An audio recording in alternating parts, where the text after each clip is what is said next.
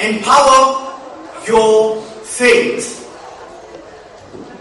My brothers and sisters, why there is a need to empower our faith, to empower our iman. We know, my brothers and sisters, that because of various factors, certain times we feel weak.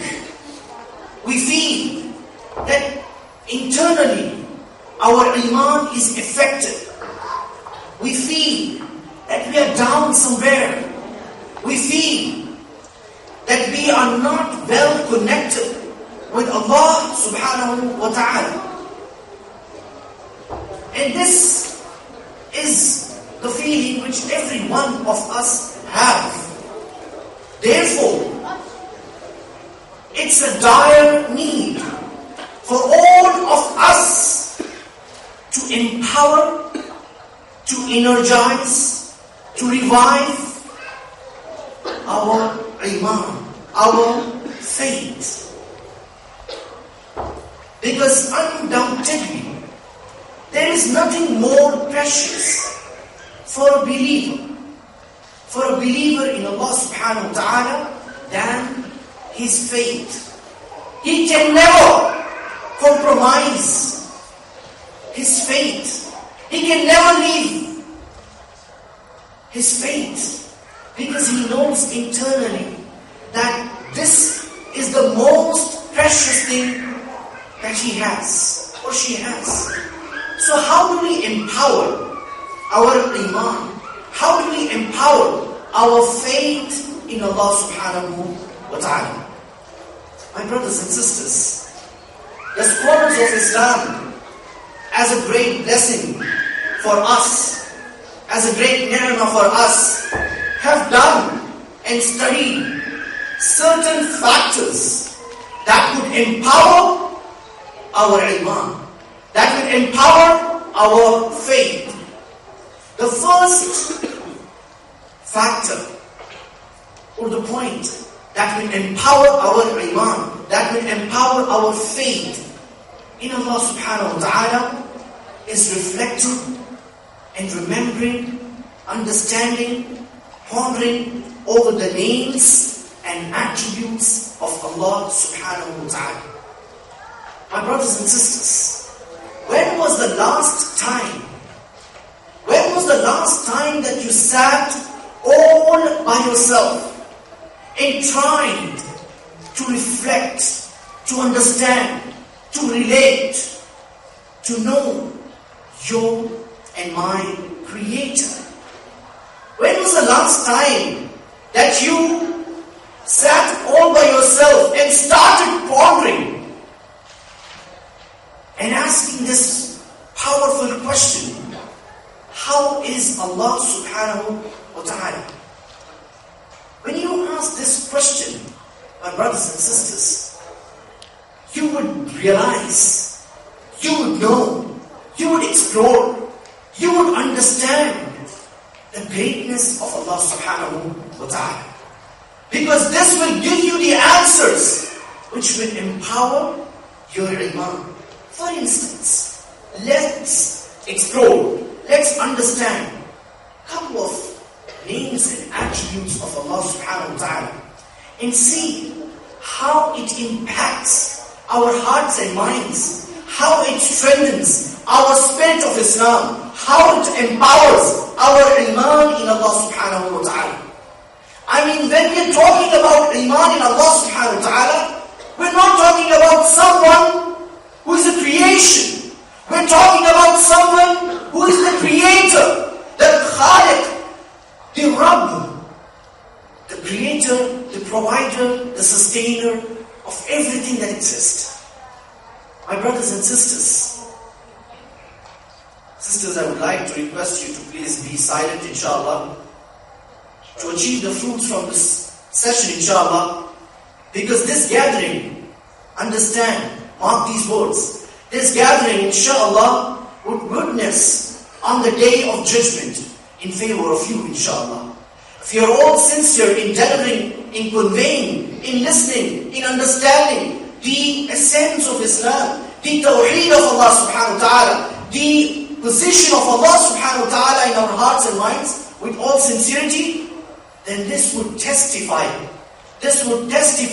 on the day of judgment in our favor, inshallah. So I request all of you to focus on this few minutes, inshallah, which will definitely help us to achieve the fruits from this day. So my brothers and sisters, let's take the supreme name of Allah subhanahu wa ta'ala, which is Allah. Now this name, Allah, when you actually pronounce it, when you actually speak it aloud, when you say it in your heart even, your heart, it receives a kind of contentment, because the name Allah is again not named or given or titled or enshrined by anyone. It is given by Allah Himself. It is Allah who called Himself as a supreme and the master name. Allah. Can you say after me, my brothers? Allah. Allah. Ya Allah. Ya Allah. Ya Allah. Ya Allah. This is a very powerful name. It means the one who deserves all kinds of worship out of absolute love and satisfaction. Meaning that when you call out Allah, your hearts filled with contentment, and your hearts are happy, are blissful, are at rest.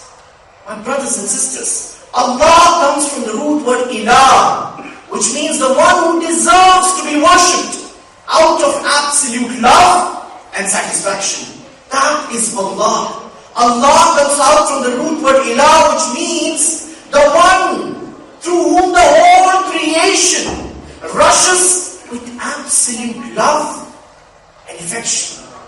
That is Allah. Allah, it means the one who is the protector of all time.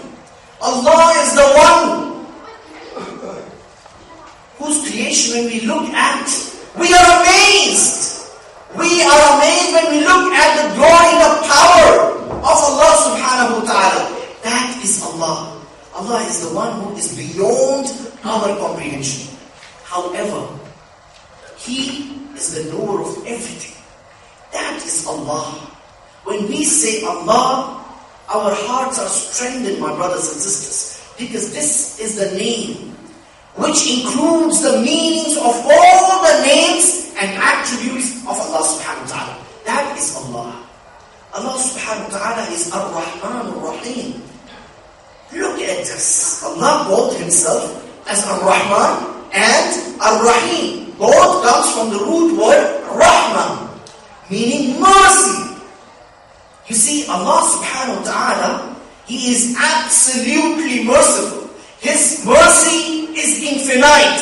There is nothing beyond the mercy of Allah subhanahu wa ta'ala, meaning His mercy is at its peak. It is the mercy of Allah that He has given you and me life. It is the mercy of Allah subhanahu wa ta'ala that He has given us good health and time. It is the mercy of Allah who has given us parents, children, and everything that we see and possess. Allah subhanahu wa ta'ala is Ar-Rahman and Ar-Rahim. My brothers and sisters, these two again are the very powerful names and attributes of Allah subhanahu wa ta'ala. He is Ar-Rahman and He is Ar-Rahim. And Allah subhanahu wa ta'ala shared with us, with the creation, 1%, one share, one level, 1 point of His mercy with all of us. And out of that mercy, as a result of that mercy, we, the creation, even the humans, even the animals, show gratitude, show mercy with each other, show love with each other, show compassion and affection with each other. Allah subhanahu wa ta'ala is Ar-Rahman. Have you ever pondered Right now, Allah is merciful to you and me. Imagine a day without eyes, my brothers and sisters. Imagine a day without your eyesight. You see, we the humans, unless something is taken from us, we will never realize the importance of it. So what I'm saying is Allah is merciful to you right now. He is taking care of you. You see, Rahmah, it is also in the connotation when a woman becomes pregnant, her womb is called as Rahmah. You see how mother or how a pregnant woman, she takes care of her baby without even he asks or she asks, without the baby asks, a mother takes care of her. That's mother. Think about Allah. Think about Ar-Rahman. Think about Ar-Rahim. He is merciful to the peak. We all deserve His mercy. So much so that, my brothers and sisters, if you and me would like to worship Allah, from the cradle to grave, do nothing but worship Allah, still we do not deserve to get into Jannah. Do you know that? We need to back up our ibadah with the mercy of Allah subhanahu wa ta'ala. Muhammad Rasulullah sallallahu alayhi wa sallam, the best slave of Allah, the best ibad al-Rahman, the best slave of Ar-Rahman. His deeds also need to be backed up by the mercy of Allah subhanahu wa ta'ala. So seek the mercy of Allah right now. Seek the mercy of Allah subhanahu wa ta'ala at the time when we would require the mercy of Allah to get into Jannah. He is Ar-Rahman and Ar-Rahim. My brothers and sisters, He is Ar-Rabb. He is our Rabb, meaning the Lord, sustainer, cherisher, provider, controller, owner, master, dominator. Allah subhanahu wa ta'ala and we. See, our relationship with Allah is master and slave. Master is Allah, He is our Rabb, and we are the slaves of our Rabb. We are the proud slaves of our Rabb. We do not submit to anyone. We don't bow to anyone. We don't subjugate ourselves to anyone. We don't show any kind of action or intention which we owe to Allah to anyone. No. We submit ourselves to Allah alone. And that is our Rabb. He is our master. You see, the relationship of master and slave is that we need to do what our master says. That's how the relationship of master and slave is. So my brothers and sisters, Allah subhanahu wa ta'ala is Ar-Rahman, Ar-Rahim. He is Ar-Rabb. He is At-Tawwab. And this is very powerful name again. My brothers and sisters, how many of us can challenge that we don't commit sin? We all commit sin. How many of us could say that we don't do mistakes? We all do mistakes. How many of us can tell when was the last time that you sinned intentionally or unintentionally? When was the last time, my brothers and sisters? When was it? So we need to make istighfar to Allah subhanahu wa ta'ala and go back to Him. Na'am Allah subhanahu wa ta'ala. Na'am Allah subhanahu wa ta'ala in the ritual sins. Go back to Allah because there is no other door. There is no other escape. There is no other rescue except in Allah subhanahu wa ta'ala. Go back to Allah and make tawbah for every known and unknown sins, my brothers and sisters. This is the chance right now. Connect to Allah and say, Ya Tawwab, I messed up my life. Give me a boat. Give me rescue. He is ready, my brothers and sisters. He is ready. At-Tawwab, He named Himself so that He may accept your and my repentance. He is Al-Ghaffar so that He may forgive you and me. He is Al-Ghafur so that He may pardon you and me. Not just that. Not just that. He is Al-Afu, meaning the one who just does not forgive. He loves to forgive. You see, when you go back to Allah subhanahu wa ta'ala, you are a culprit. We all are drowned in sins. We all are in disobedient slaves of Allah. We go back to Allah with absolute mind and certainty. that He is a Tawwab, He is al-Afu, meaning that He loves to forgive. So never shy away. Never go anywhere. Go back to Allah. Go back to Allah and ask Allah for protection. Ask Allah for forgiveness. Ask Allah for tawbah, for repentance, my brothers and sisters. This is the first way that you can actually empower your iman. Because Allah subhanahu wa ta'ala says, إِنَّمَا يَخْشَى اللَّهَ مِنْ عِبَادِهِ الْعُلَمَاءِ. It is only those who are conscious about Allah, they love Allah. They love Allah subhanahu wa ta'ala. You see, Allah subhanahu wa ta'ala, He is known through His names and attributes. He is known by pondering over the creation. So connect to Allah and empower your iman by reflecting the names and attributes. That's one. Number two, my brothers and sisters, is reciting and reflecting upon the Quran. We can never expect our lives to be guided without this book of Allah subhanahu wa ta'ala. We will never be able to guide ourselves without the book of Allah subhanahu wa ta'ala. And our relationship with the Quran should be as a person who needs a manual to operate his machine. He just can't operate that without a manual. And this is our daily manual. And beware of the warning.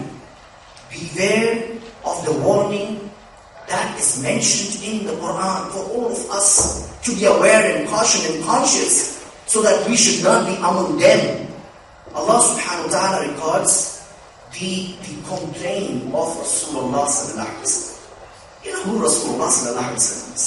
You know who is Muhammad sallallahu alaihi wasallam? He's the one. He is the one, my brothers and sisters, who always invested his life for the guidance of mankind. Who did not see the day and the night, who always struggled, sacrificed for you and me. He is sent by Allah as rahmatul lil alameen, as a mercy to the creatures, for all of us. Allah records His complaint. Now you can imagine the severity of this complaint. If we disconnect ourselves from the Quran, look at this. Listen to this, my brothers and sisters. Allah subhanahu wa ta'ala says in Surah Furqan, Surah number 25, ayah number 30, وَقَالَ الرَّسُولُ يَا رَبِّي. And on that day, Yawm al-Qiyamah, on that day, Allah subhanahu wa ta'ala says, وَقَالَ الرَّسُولُ يَا رَبِّي. And on that day, the messenger of Allah will say, وَقَالَ الرَّسُولُ يَا رَبِّي إِنَّ قَوْمِ اتَّخَذُوا هَذَا الْقُرْآنَ مَهْجُورًا. Oh my Lord, these are the people. This is my nation. These are my people, my ummah, my belonging ummah, whom I used to pray, whom I used to cry for, whom I used to do everything. These are the people of my ummah, whom I created from the Quran, who have abandoned the Quran, who have neglected the Quran. My brothers and sisters, this is a serious warning. And Ibn Qayyim, rahimahullah, he says, migrating, hijrah from the Quran means not reading it, not memorizing it, not understanding it, not practicing it, not promoting it, not reflecting on it, not judging your life by it, not ruling your life by it. If we do not do these things with the Quran, because without the Quran you will never be able to know Allah subhanahu wa ta'ala. So if we don't know Allah, then we all will fail. So in order to empower your iman, connect with the book of Allah subhanahu wa ta'ala. That will revive and empower your faith in Allah subhanahu wa ta'ala. The third thing, my brothers and sisters, is recognizing and remembering the favors of Allah subhanahu wa ta'ala. Allah mentioned a point blank fact in the Quran. If we were able to count, if you are told to count the favors of Allah done upon us, we will never be able to count them. Can you count the favors of Allah subhanahu wa ta'ala? We'll never be able to count it. So your iman, when it is weak, consider this factor. Remember, what are those favors that Allah subhanahu wa ta'ala has done on you? Reflect upon the favors. You see, if you look at your own self, just look at your own self, and you would marvel the favors that Allah subhanahu wa ta'ala has done on you. and me. As I said, imagine a life without legs one day, without legs one day, without hands one day, without brain one day. Live a life like a blind one day, and you would marvel, you would appreciate, you would excel the favors of Allah done upon your knee. You just can't get rid of it. Wallahi, you just can't get rid of it. The favors of Allah subhanahu wa ta'ala are innumerable. He is Al-Wahhab, the giver without account. You don't ask every day, you don't ask the ni'mah, still Allah provides you and me.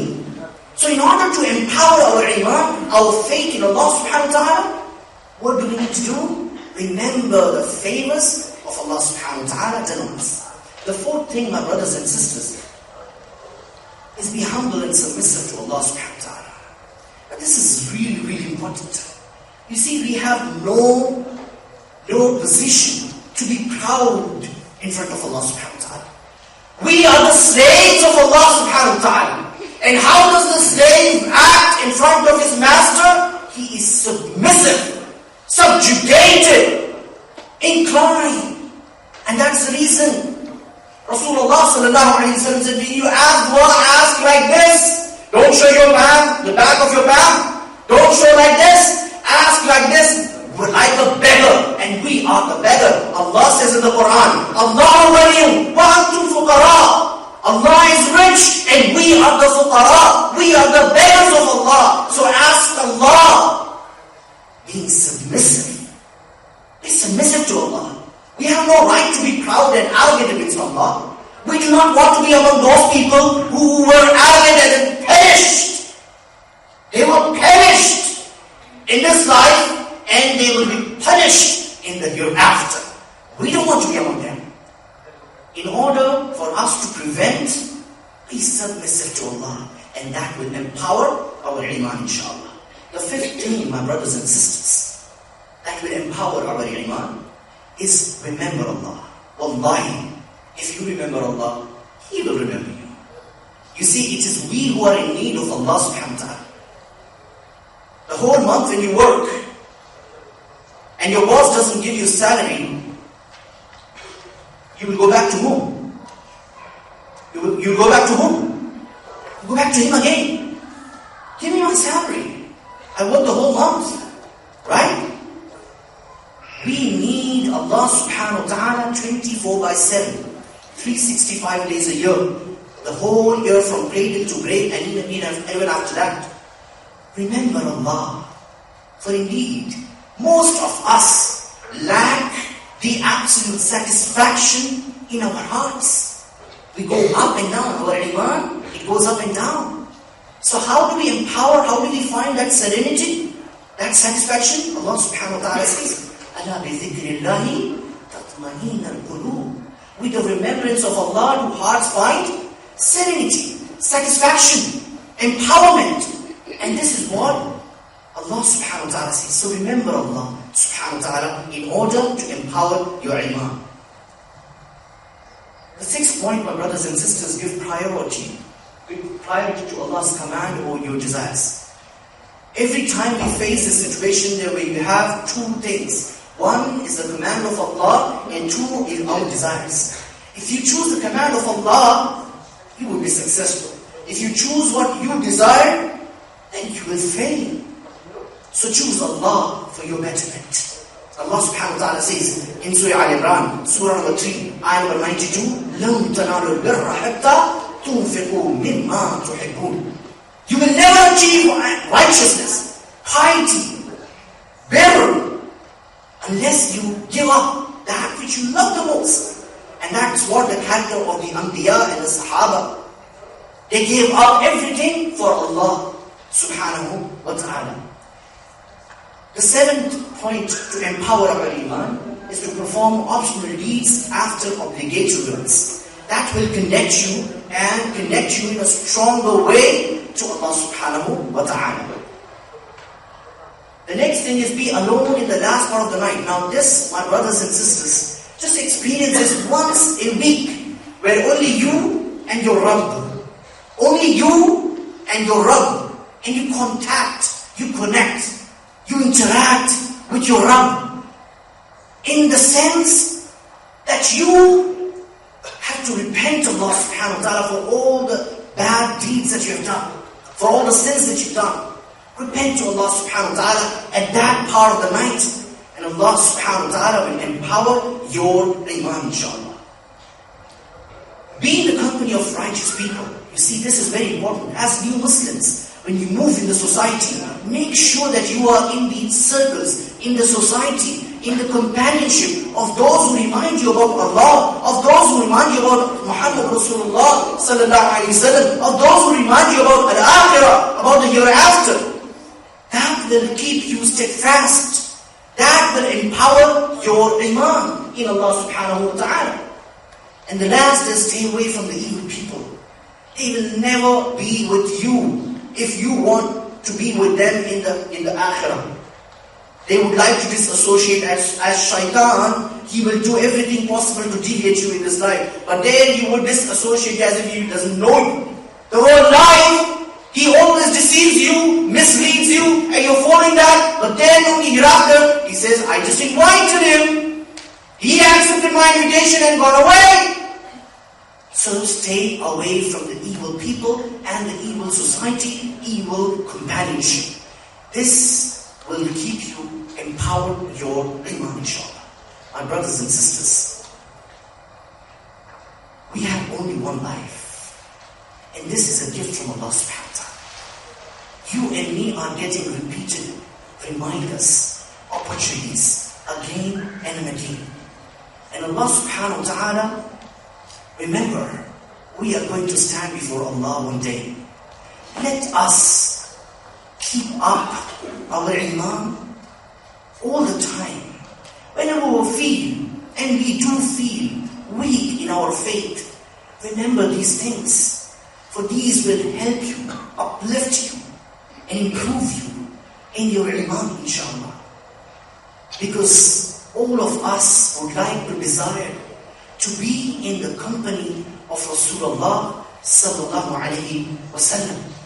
I would like to end my talk with an ayah with which I began my talk, from Surah Hijr, Surah number 15, ayah number 99, in which Allah subhanahu wa ta'ala says, وَعْبُدْ رَبَّكَ حَتَّى يَأْتِيَكَ الْيَقِينَ. Worship your Lord until certainty comes to you, until death approaches you. We ask Allah subhanahu wa ta'ala to help us die on Islam in the best position of iman, inshallah. Jazakumullah khair.